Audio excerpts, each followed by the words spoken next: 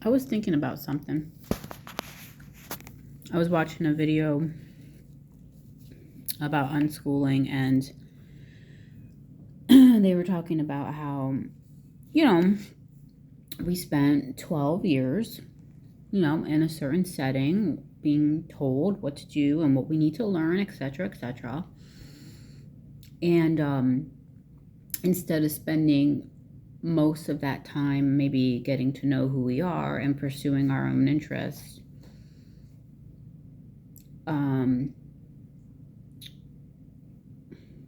then I thought, damn, no wonder in our adult life, sometimes, I'm not talking about everyone. Hey, maybe there's people that went 12 years, 14 years, 20 years in a classroom setting, because maybe they went to university afterwards. But I mean, generally, if you go to university, you kind of know what you want to do. Sometimes you're coerced to go and you just have to pick something, but you're expected to go. Let's just stick with the 12 years. So maybe some people spent 12 years in school, in traditional school, and they do know themselves and they're healthy and whatever. I don't know. That's fine too. But then there may be people who spent all these years in school, and then later in your adult life, I don't know, you come to realize like that you don't really know yourself. You don't know what you're good at. Because not only did you spend time in school, which alone can be a devaluing process. I mean, from what I've read, like from authors like John Holt, whatever, etc. And on top of that, you might have had parents that also devalued you and your ideas and who you were as well. So that compounded really lead a person to not really know or understand who they are and accepting themselves for who they are and their natural tendencies, gifts, and abilities. Unless your natural gifts and abilities fell into, I don't know, maybe a more popular category, like becoming a star football player or something like that. I don't know.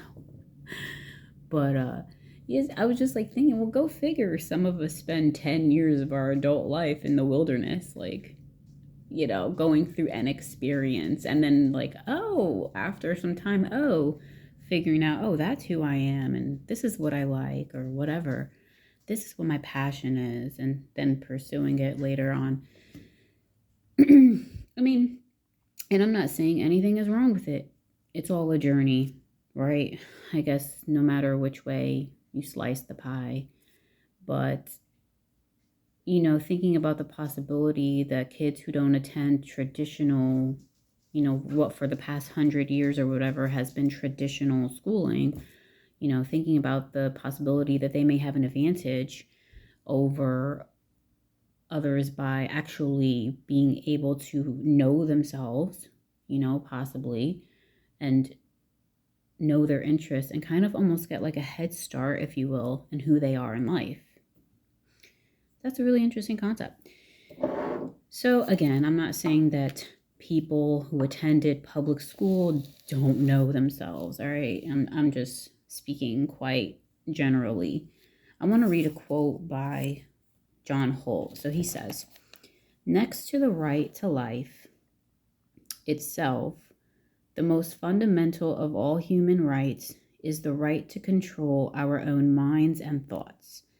That means the right to decide for ourselves how we will explore the world around us, think about our own and other persons' experiences, and find and make the meaning of our own lives.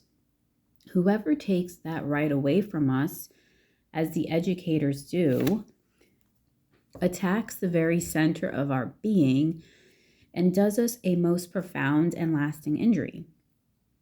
He tells us, in effect, that we cannot be trusted, even to think that for all of our lives we must depend on others to tell us the meaning of our world and our lives, and that any meaning we may make for ourselves out of our own experiences has no value, right? This is kind of cool concept. And